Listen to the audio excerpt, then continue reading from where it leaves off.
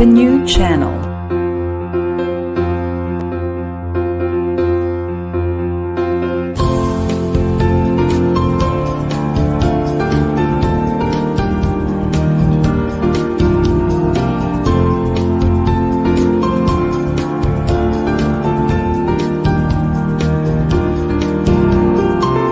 The new channel. Hashtag TNC Now.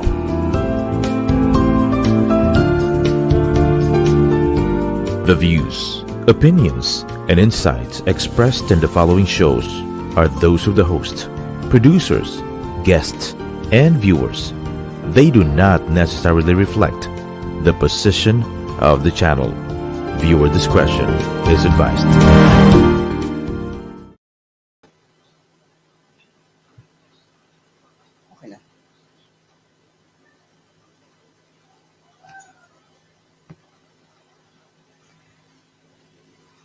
Hello and welcome to the new channel. Our passion transforms a community that sees all things new. I'm Dommenic Maluklok. And I'm Asher Boso, streaming live from Calbayog City, Samar. You're now watching Balay Buhay, Sama na Samar. Season 1, Episode 1.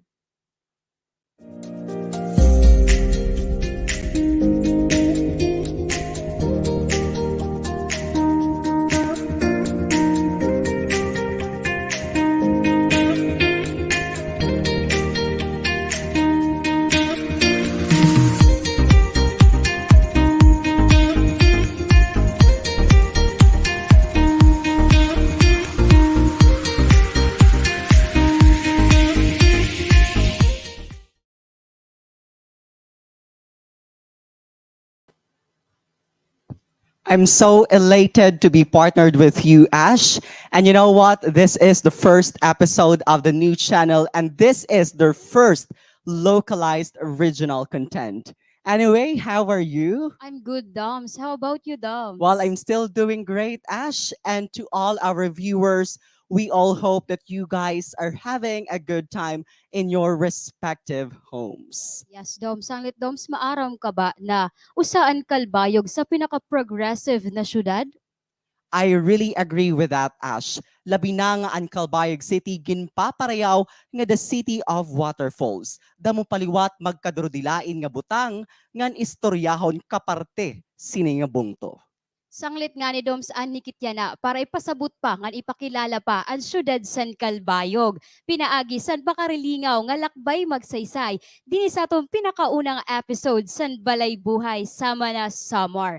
And syempre Doms makakaupod taliwat din ang pinaka-aktibo na opisyalis san turismo. Waray iba kundi si Sir Ronald Ricafort. Hello, Sir Ronald Ricafort. Welcome to the program. Okay, mapayang kulob sa atin and thank you so much for having me. We are so As we glad to have you, Yes. Sir Ronald Ricafort. May nakaba po karuyag singon sa aton mga viewers this afternoon. Yes, I just greeting good afternoon as we say to our guests of Calbayog sa Tourism Office. We always say, dayon kamo sa Calbayog. Thank you so much, Sir Ronald. Actually, sir, we prepared 10 questions for you. And ang una naton nga pakiana, hiunong inisan imo, of course, pag-college. Nano, sir, an imo kuha nga kurso sa kolehiyo, nga diin ka po umiskwila? Okay, I took up 2 courses. First, maybe to graduate from college. Took me 9 years. First, I what do you call this? Nursing at UP Manila for 3 years. Obviously, I did not graduate. I ended up with Bachelor of Secondary Education, major in history. I'm a proud Christian, of course, Pacific College. Wow, Ash, imagine 2 courses. Una, No, usa nga I nursing didn't gra- student yes. from UP. However, Sir Ronald did not didn't able to graduate. finish it. And he proceeded to Christ the King College and took up Bachelor of Secondary Education, major in history. Dati good man nga ini si Sir Ronald when it comes sa kasaysayan. Grabe talaga. Ang iya pagpinsar sana na iya maging kuha no Doms. Grabe good man Sir Ronald. Next question Sir Ronald. Antes ka po Sir Ronald naging usa na tourism officer. Na ano ana imo naging ginkuha including na dida sir at imo maging trabaho. Let me see. Okay, service record. Of course, I share let me check. Got office like city. Then,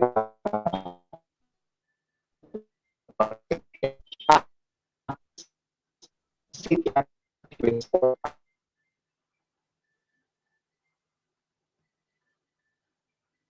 Hello, Sir Ronald. We cannot hear you clearly po. Perhaps because of the signal.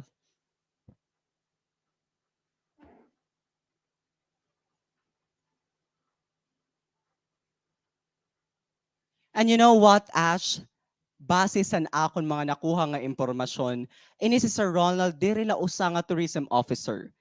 Naging part-time lecturer liwat siya sa Northwest Summer State University, usa lawat nga quiz master, usa nga wedding coordinator ngan imagine may eda siya Ronald Events Management Services.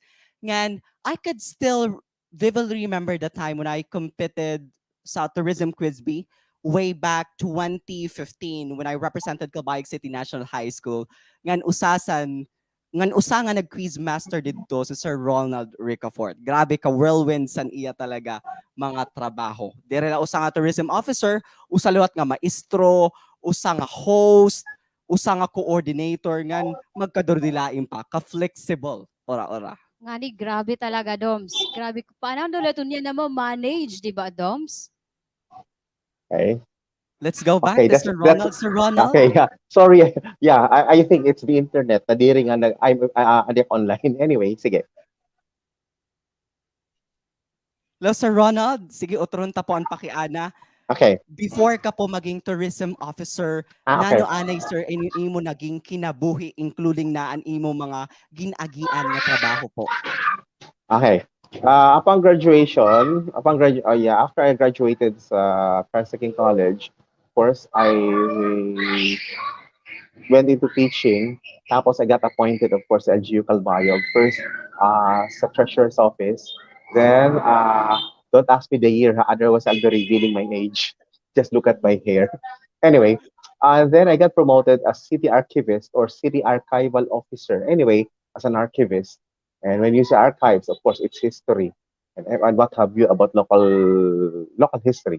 And then my next promotion was as public relations officer of the city of Calbayog. Then ultimately I became the assistant city tourism and information officer, and I got promoted to this position, I think, in 2013 or 2014. So I didn't so sure anymore. Imagine Ash, kagrabe san mga siring pa naging affiliations ni Sir Ronald Ricafort. Pira ka na sir katuig po nga nagserbe as tourism officer. Let me check. Actually, we were discussing that with my staff during my staff meeting last week. May na kami diskusyon as to which particular year. I think it's 2013, and they were saying it's 2011. So I think that should be 2013. That's 9 years. January 2013. I hope I got it right. Grabe, maiya na ngayon liwat si Sir Ronald sa iya serbisyo. Sir Ronald, nano po ang Yes. kaurugan na ginhimo san usa na tourism officer? Okay. Damo-damo, lulun-lunla. Okay, please take note. Yeah, it's basically was tourism information officer. But when I got appointed, nagkamayada special arrangement that we focus on tourism. So what do we do? Of course, let's first talk about the easiest part. That's marketing and promotion. That's the easiest part. Pero of course, research and development. When I say research and development, you look for sites which will be another attraction for Calbayog City. Then product development, assessment, rapid assessment of sites wherein you can have recommendation for a site to be developed. When you say develop, usually access roads, tourism assistance centers, and what have you. So, and then of course you have to manage your staff. Basically, mo to ang mga what you call this, mga magitatrabaho sa tourism office. Thank you so much, Sir Ronald. Maaram gud ang kadaman nga pagsulod sa pandemya, usas sa mga naapektuhan ang turismo, labi na dinhi sa Yes. aton syudad. Nano po nga mga adjustment ang imo ginatubang, labi na sa Calbayog City Tourism Office ngan Calbayog City Information Office. Yes, okay. Waray la diri la napektuhan an turismo, not only Calbayog but the whole world for that matter. Being affected is an understatement. It was practically decimated. Talagang nil, nada. So of course, what do? With all the lockdowns and everything has to stop. Then, of course, the tour sites were closed, the hotels, so not have you. And then, first, let's talk about our local, the community guides. Ano man mga tour guides, an aton, si amon, an aton mga tour guides, an aton mga habal-habal drivers, ang mga pinapaguti ng kita. I'm so thankful we did the DOLE and the DOT, of course, the late mayor, may naging him a program. So each of them received 5,000 pesos na some sort of financial assistance. And of course, we can't do anything but to close down the sites. But just the same, infrastructure construction of the construction of what you call these facilities in various sites continued. Foremost, of course, nagkamayadasan view deck, access road dito sa Tarangban Falls, the view deck, the same waterfalls. And then, Pawikan, a tourism assistance center dito na padayon. With the tourism section namon nga medyo talagang standstill, we focus on information dissemination because in this era of misinformation, fake news, and what have you, so nag-focus kami especially, I suppose you can still remember it, early days and pandemic.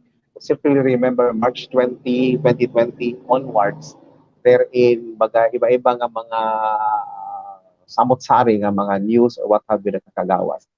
And naging active na namang partnership with we are as member of the IATF, naging active ang partnership namon, participation.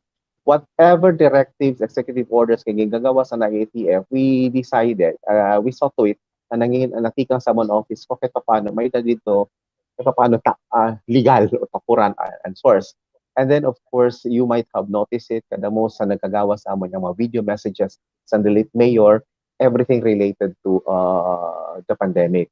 So nag-focus kami anay sa information dissemination kaparte sa mga ginhimo nga mga restrictions, lockdowns, and what have you during the pandemic. And fast forward to late 2021 and the present, of course, with the vaccines. So nabulig kami gapon sa syudad sa IATF, and particularly we are part of Project Paglaom, whereas an advocacy is as much as possible for all of us to be vaccinated, which is for a step to bring us closer to not normal, to the new normal. So basically, that's what happened to us during the pandemic. Thank you so much, Sir Ronald. And you know what, Ash?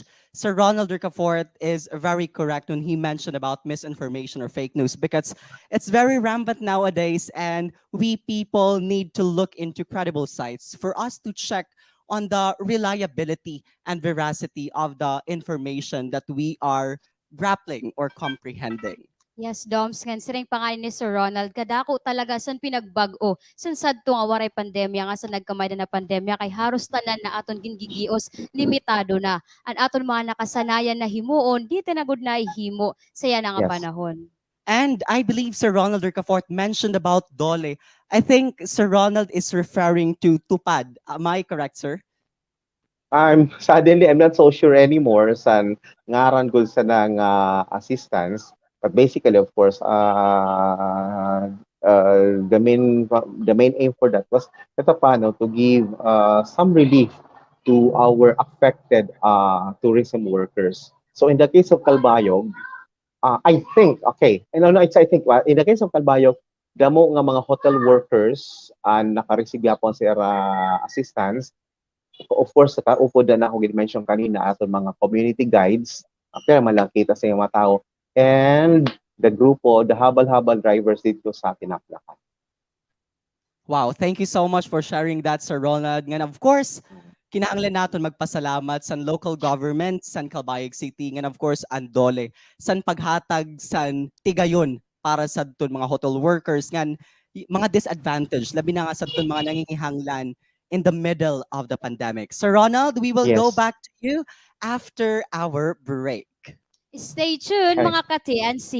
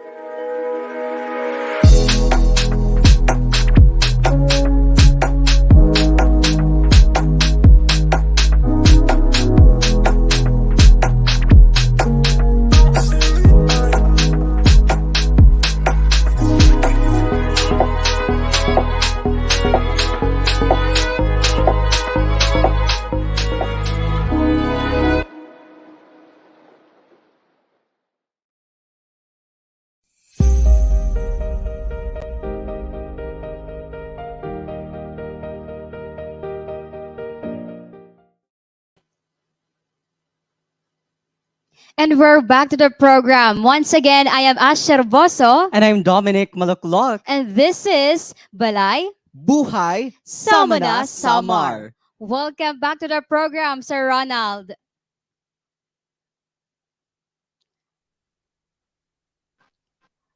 For the year 2022 and coming years, nano pa po ang plano o proyekto na gina-expect tikang sa Calbayog Tourism Office sa mga Calbayog nun o Samar nun nga adto nga mga interesado na kumanhi sa Calbayog?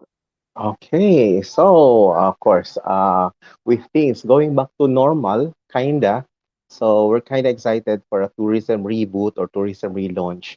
So just the other day, no, sorry, that's yesterday. Gintapos nato 1 week na retraining, BLS training sa naton mga community guides sa Tinaplakan and Malahov. So part in is sa naton of course tourism relaunch. Yeah, I'm very particular about this BLS and SFA trainings. Ano ito? That's basic life support and standard first aid training. Ini ang mga training sa naton mga site guides nga kami ada sira knowledge, yung ipapangadi nato nga diri gamiton, for emergency, you will never know. Just wanna be sure, just wanna on the safe side, na safe ang aton mga bisita sa Calbayog. The same thing with Malahog and Tinaklangam. Then hopefully in a few weeks time, just before March, ma-open na naton, magkamayadan naton again recalibration and retraining again sa naton mga technical crew sa Calbayog zipline. Again, tapos of course, pag-checking sa cables, again for the reopening of the Calbayog zipline. Now, I'm more excited about formally opening isla pawikan kasi yan na do may nangangadto na as matter of fact nakadto may gatak pumarigok yan na as a matter of in place na an what you call this tourism assistance center dito sa Isla Pawikan because which of course is a promising dive site or snorkeling site. So technically speaking, hindi pa siya open. So hopefully by summertime, ma-turn over na natin ang management sa what you call this people's organization. And I'm kind of excited. Hopefully we'll be fingers crossed. We'll be able to provide them with gears for other water activities like kayaking, paddle boarding, snorkeling, and what have you dito sa area. And i-articulate natin sa Malahog. Malahog, aside, of course, Malahog, aside from the zip line, of course, there's the beach. You can have snorkeling at Daraga Islet, of course, faith-based tourism dito sa Marian Place or sa Kutay Islet, Marian Place for reflection and meditation. And I don't know if I've heard about Bolongto River, Bolongto River Cruise, which is an ideal area for kayaking, even paddle boarding. So ito ang a few nga amon mga excited about when hopefully we relaunch Calbayog tourism. And still within 2022, we plan to validate a few more waterfalls in Calbayog City and hopefully following, of course, rapid assessment guidelines provided by the DOT, we'll be able to identify some more waterfalls na ideal for tourism and i-recommend namin for development by the city of Calbayog. So basically, that's what we plan for Calbayog tourism within this year. So that's I'm telling you this on top of my head. We really thank you, Sir Ronald Ricafort, sa padayon nga pagtindog para pag-propagate sa turismo sa syudad sa Calbayog. Since sir, pandemic manggod Yana, based on your record, kamusta po ang status sa tourism office tikang sa nagkamayada sin pandemic ngan wara pa ang pandemic? Did you say record? When you say record, tourism or tourist arrivals? Yes, sir. Okay. I don't have the exact figure, but there was a time, I don't know when was that, 3, 4 years ago, when Calbayog landed as the second and highest, naka-register sa second highest arrival sa Region 8. What's na maging happy, naging proud ako, like literally naging hambog ako. Anyway, so what I'm trying to say, kahit pa paano, though we slid to number 3 or number 4, di rin na-orhe sa mga localities sa Calbayog. But I hope I got it right with the pandemic decimating the tourism industry. As of last year, we registered only something like 50,000. I hope I got it right. 50,000 guests sa Calbayog, which is way, way below sa natin usual nga na-register guests sa Calbayog during normal times. Thank you, Sir Ronald. We know for a fact that we're still in the middle of the pandemic and we still need to adhere to restrictions. Kumo Yes. usa nga tourism officer po, paanano po nimo masisecure and security or seguridad sa tun mga interested nga bumisita san makalilipay nga ginpaparayo nato nga syudad san Calbayog? Okay. Did you say security like during the pandemic? Hey, Yes, sir. there are, of course, we still have to follow that despite the kind of normal situation, medyo may normal sila, but under the new normal, still we have to follow basic health protocols, wearing of face masks or face mask, and of course, physical distancing. So basically, we have to remind everyone about it every now and then. So basically, what I'm trying to say is, diriton nga nag-inarte ka kay mare ba tao, but simply because it is out of respect to another person and maybe to yourself, because you respect, you wear your mask because you're respecting, because you don't know, you might be sick and you don't want to be sick, things like that. So as to the other security, I think Calbayog City or Region 8 for that matter is kind of safe naman for tourists. So with those in mind, so we're looking forward to a more vibrant tourism industry in Region 8 and of course atong lugar din sa Calbayog City. Thank you so much, Sir Ronald. So tama man gud talaga Doms no na mas maupay gihapon kung madto ka nga ni upumasyada ka sa usa na syudad. Maarab ka gud ngan mas safe mo imong kalugaringon nga safe ka siton na lugar. Next po, Sir Ronald, para sa last na question po is, nano po mo mayahatag na mensahe sa do na mga bungto o munisipalidad na may ada mga hidden tourist spot pero di lang natatagaan sin importansya? Okay. Hey, well, first, before I answer that question, well, I don't know if you have heard about DOT promoting circuits tourism, wherein localities kita tie up for more guests. Proof to tell, ang aton ka tie up sa circuits din sa DOT is Northern Samar. So we have a very good working relationship with the tourism officer of Northern Samar, wherein ang aton adventure sites, anira dito, the beach and the heritage sites. In a gist, or simply put, you can have guest landing in Katarman, have a tour there on the first day, come to Calbayog tour, stay in Calbayog, leave via Calbayog.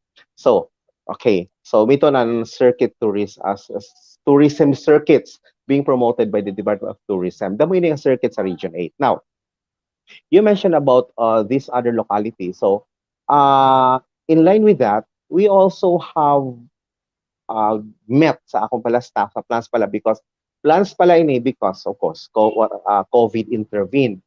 So we're planning to have our local circuits where in Calbayog will have a tie up with Magsohong, okay, for their attraction, heritage tourism, pilgrimage tourism, and the foodie alimango and the I forgot that one, an era dito delicacy. Suddenly, ang kamakaon ko na. And then, of course, tie up with Gandara. Again, heritage tourism, pilgrimage tourism, and the food, the kiseo, the cookies, the torta, and what have you. And then the dive sites of Almagro. Okay? So going back to your question, what can I say about this, localities? I'm so happy to note nga kadamaan nga mga LGUs, I think not only in Samar, not only Region 8, but kadaman yung LGUs, may na mga tourism officers. And I'm happy to note nga kadaman si mga tourism officers aware na sa era potential sites. And we are being guided by the Department of Tourism as to how to do it. So, of course, paano ba? Just have the passion and then the energy, of course, like ang pagsakalusan sa waterfalls, pagkat-kat sa bukid because there's a cave. So, like what happened when we checked on Isla Pawikan and then met with the locals pag-form na sa people's organization. By the way, ito nga people's organization, ito sa mga aims for 2022 tourism. Then, during in the middle of the talk, sabi ka, sir, may da kami waterfall sa Binali. Okay, nano karayo, itong lasar nga bukid, 2 hours lang alakat. 2 hours lang nga bukid. And then, sir, may kuy ba dito at in front san Pawikan. Katulad kami. So, what I'm trying to say is, have the passion, and then, of course, listen to the marites in the communities. Okay, and then, look for always on the look be always on the lookout for what people will say that something about something that's worth for people to visit. And of course, let not forget the food. You might not have noticed it. Okay. Ang nakapakonsin sa ako, nakaparealize of all people and tourism officers sa Northern Samar. Puto Bongbong sa Matubato, common letong sa aton, di ba? Okay. But then sa iba, may nag-post sa Facebook, sabi, it's Christmas every day in Calbayog, nag-loading ang kanin. Okay, I realized na iba nga places, they only have Puto Bongbong during Christmas season, during Manggabi. Whereas in Calbayog, we have it every day, or Christmas every day in Calbayog. Small things like that, so can make a big difference. Thank you so much, Sir Ronald. Really, it's all about passion because when you love or if you love what you're doing, really you can never go wrong. It's all about Yes. advertising, marketing, and of course, disseminating the correct information that a particular place has something to offer. Social media, okay na yan na. We can really shout out to the whole world how beautiful a certain place is. Yeah. Right. If I may, Yeah, okay, Mr. Sudden, Ronald? thank you for mentioning social media because with social media and all those bloggers, whether legal or illegal nga bloggers, you know what I mean, illegal bloggers.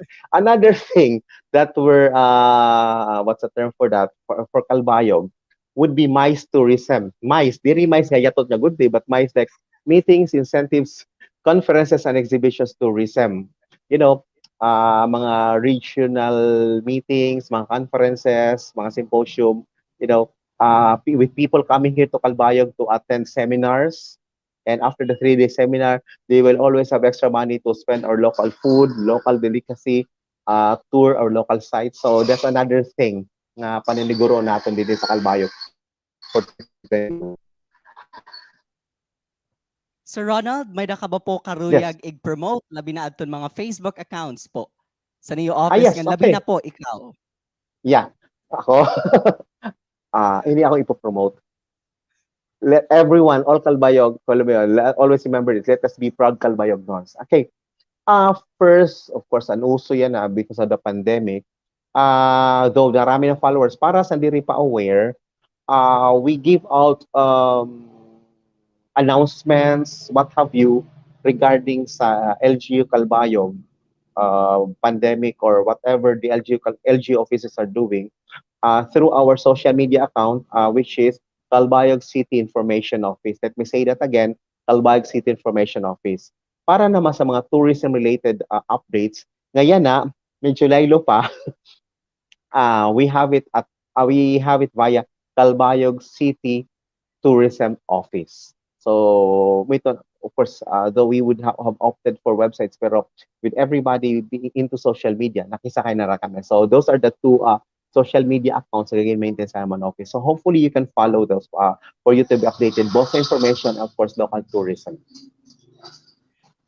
Okay, on behalf of the new channel Balay Buhay Samar, thank you so much, Sir Ronald Ricafort, for taking a time to attend to this program. Yes, Doms, Okay. grabe good ano. Kabisi ni Sir Ronald na tawo pero natagan kityap niya sa chance para maging usasan aton guest din sa pinakaunan naton na episode din sa Balay Buhay Samar. Hashtag proud Calbayog nun. Good ini si Sir Ronald Ricafort. Thank you so much, Sir Ronald. And that's Okay, it thank you for so for today's having me. episode. And of course, standby la po sa aton mga ka-TNC because we will have a trivia po.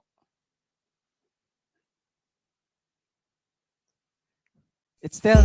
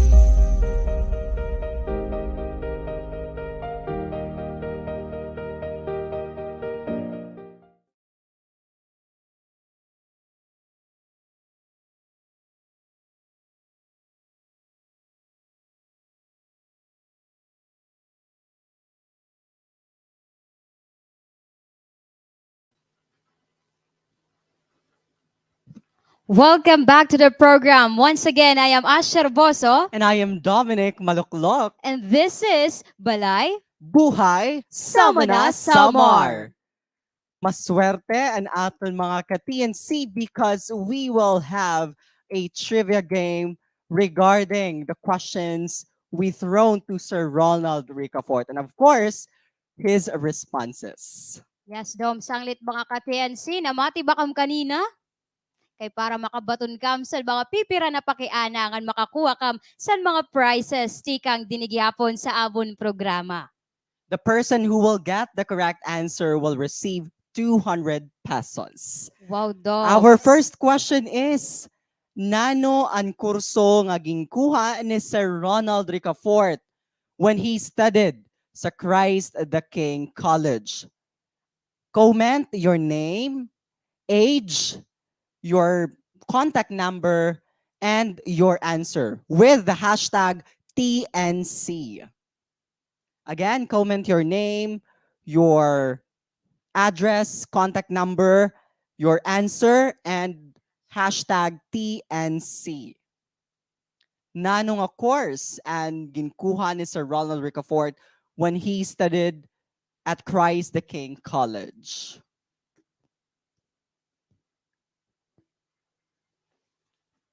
We're still waiting for the answer, Ash. What do you think, Ash? Sino daw la? Sino daw la ang una nga makakuha sa 200 pesos tikang didi sa amon programa? And of course, while waiting for the answer, don't forget to like and follow the following Facebook pages. We have the new channel, Primero EV, Siplat, and of course, Say Peace Movement.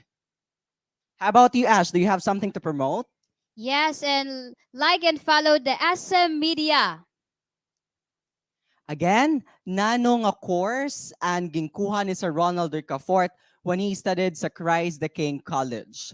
Kay umiskwela kasi siya 2 years sa UP Manila as a nursing student, and he transferred to Christ the King College. Ang mechanics po sa game, ikuan la po niyo, i-type la niyo ang name, contact number, Address, and you answer with the hashtag TNC.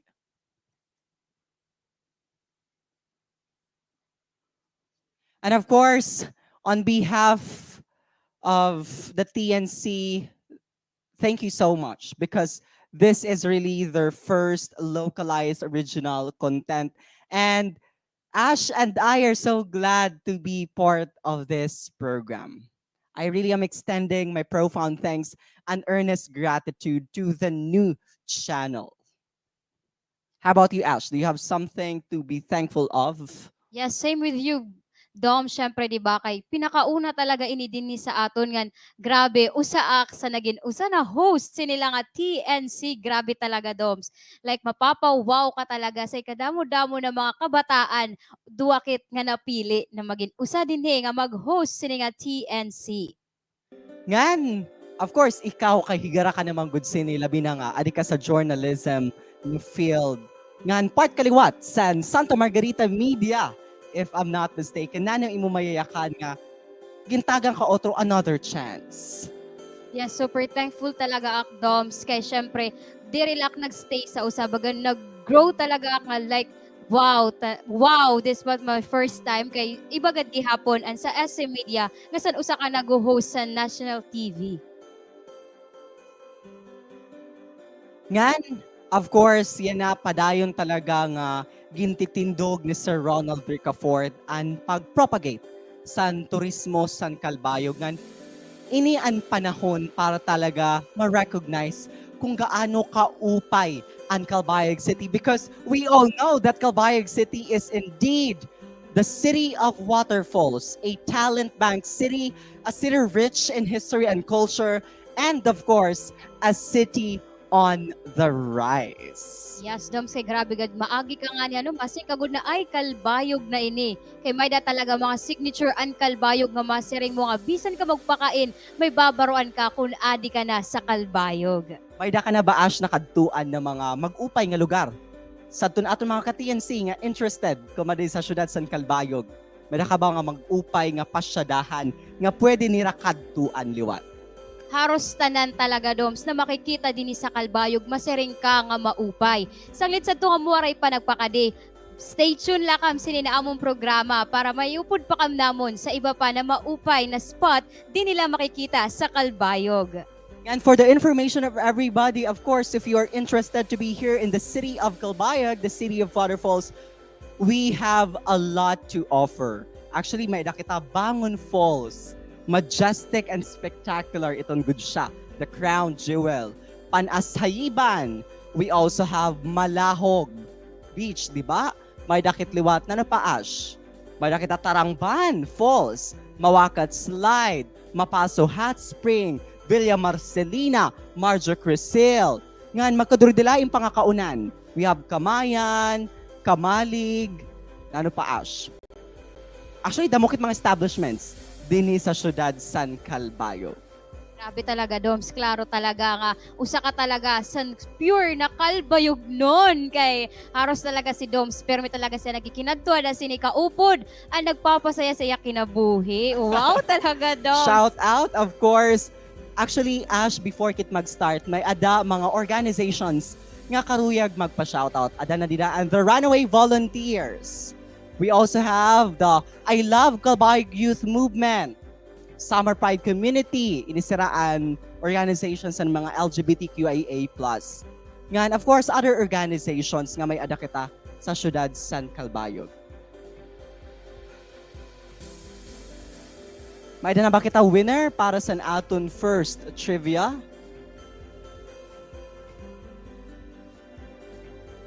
And of course, ana akong gudiri mahingalimtan Ash nga siring pa experience. San kumatok sa Bangon Falls because it was really my first time. Pero naka-experience ak talaga near death. Kay nalumos ak. I do not know how to swim talaga. Yeah, I do not know how to swim. Maupay nala kay may siring pa mag-upay good and heart. Sara anag save sa akon. Duwa to sara nga lalaki. Talaga san kumatok sa Bangon Falls. Ngan, san kumatok, first time ko kumatok sa Villa Marcelina, grabe ka upaliwat san place. Ngan, first time ko liwat, makakadto sa Mapaso Hot Spring, nga nagstay kami overnight with my friends. Ngan, may nakikita na kami nga winner. Of course, God. san aton first question, we have Miss Trixie Di Pablo from Carayman, 25 years old, Bachelor of Science in Management. Congratulations, Ma'am Trixie Di Pablo. Ikaw na ang usa nga maswerte nga nakakuha sa 200 pesos tikang sa Balay Buhay sama na Samar. Ang aton second question, pira na katuig nga nagsiserve si Sir Ronald Ricafort as tourism officer? Again, your name, your address, your contact number, your answer with the hashtag TNC. Don't worry because we will post the winners of this trivia game. Ang aton unang winner, we have Miss Trixie Di Pablo from Barangay Carayman, Calbayog City. Again, aton second question, pira na katuig nga nagsuserve si Sir Ronald Ricafort as tourism officer? Sino daw laan panduha, Doms? Comment na mga ka-TNC. O, paunahay na la, iya pa niyo. Kay nag-start siya 2013. If I'm not mistaken. That's according to his info. Again, comment your name, your address, your contact number, answer with the hashtags TNC and hashtag Balay Buhay sama na Samar. Yan, pira katuig na nga nagsiserve si Sir Ronald Ricafort as tourism officer. Siring mo pa nga ni Doms, gutay ka na lang nalumos. Yes. Pero nasiring ka nga may dagihap nga nagbulig. So ibig sabihin siton, mag-upay gud nga ng kasing-kasing liwat sa mga kalbayog nun. Correct. Diri lang mag-upay ang mga pasyadahan sa city of Calbayog, of course, ang mga tao liwat. Very hospitable, kind, ngan religious. Sadton mga karuyag mabisita ang Saints Peter and Paul Cathedral. Of course, you can go here in the city of Calbayog and experience the beauty of Saints Peter and Paul and other tourist spots sa city of Calbayog. Again, si Sir Ronald Ricafort nag-start sa iya pag-serve as tourism officer 2013. Iya pa ito niya Yana kung pira na katuig. Paunahay nila pag-comment. Siguro, Doms, mas maupay nga at exciting kung himuan ta sa multiple choice. Di ba, Doms? Pwede. Sige, let's start. A, 8 years. B, 10 years. And C, 4 years. Ang letter D, all of the above. Again, A8, B, 9, and C, 10.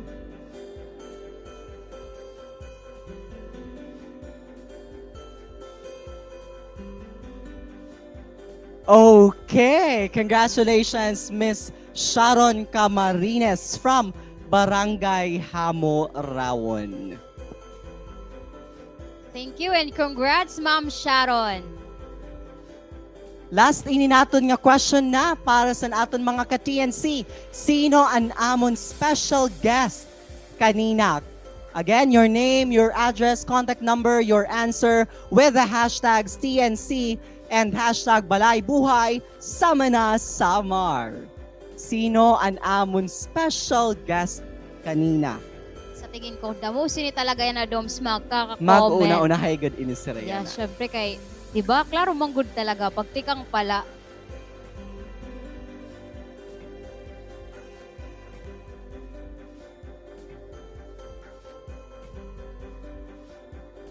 Alright. Sino daw laan magdadaog para san pantulo nga pakiana? Kao pa yun ta mag-comment liwat ano, Doms? Correct. Ang mga Sino namati pala? kanina, of course, ang mga naghiling, makaka-answer good. Yan ang paunahay nila inisira pag-comment. Full name Again, we dapat, will ha? post the winners of this trivia game.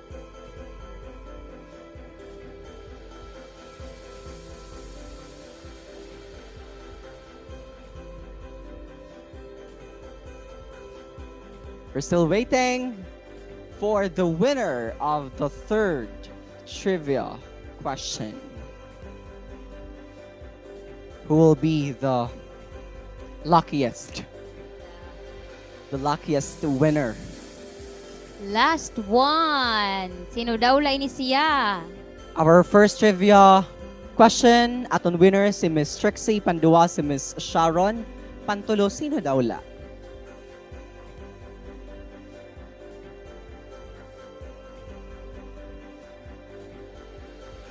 Of course, while waiting, thank you so much the new channel production. Okay, while waiting sa maka-answer sa third question, and fourth question is, nano ang gin-hashtag kanina ni Doms pagka-end sa interview kan Sir Ronald?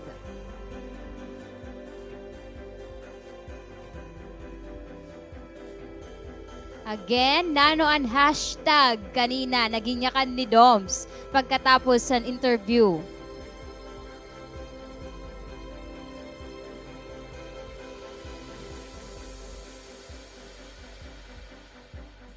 We're still waiting.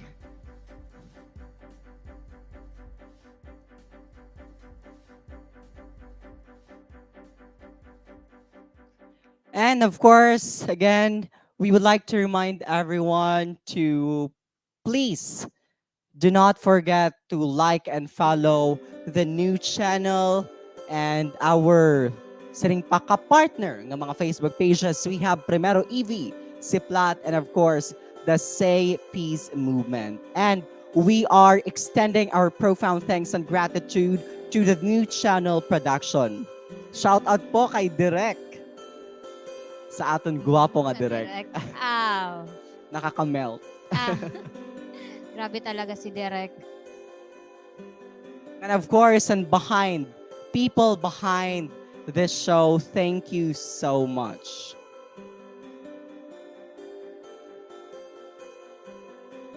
We're still waiting for the winner. I think may danada, Doms. Sino daw la itong siya na maswerte?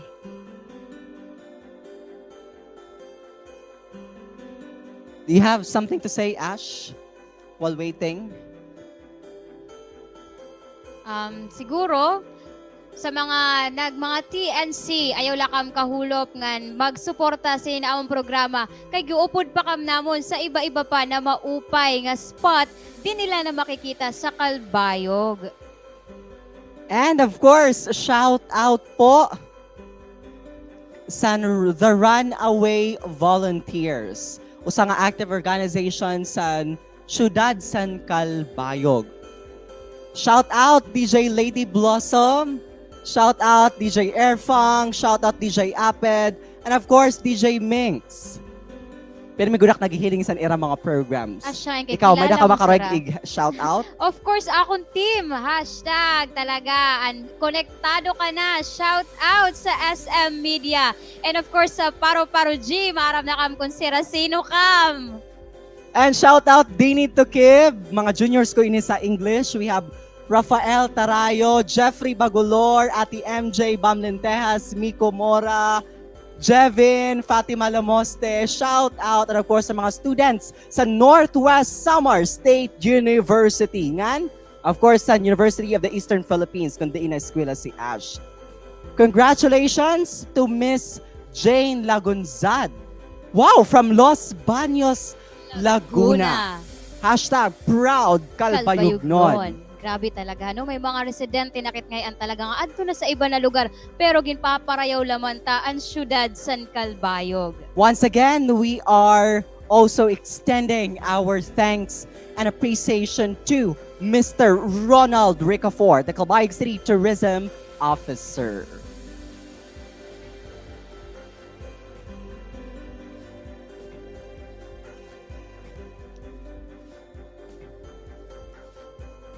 And that's it for today's episode, mga ka-TNC. Atong tigawnan, save the date, Saturday and Sunday, 5:30 to 6:30 p.m. only here in the official Facebook page ng The New Channel. And syempre, kaupod gihapon kami ni Doms para sa mga more exciting episode pa na makikita la din sa Balay Buhay, Samar na Samar. These have been your hosts, Dommenic Maluklok. And I'm Asher Boso, kay Samar nun ka, Upod na, Balay Buhay, Sama na Samar. To all the viewers and of course participants who are with us today, thank you so much for watching.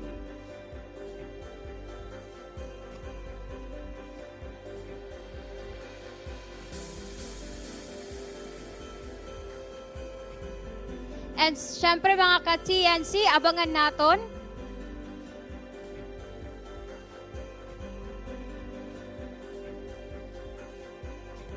naton ang magkadurudilain pa na maabot sa aton ng mga show, Doms, right?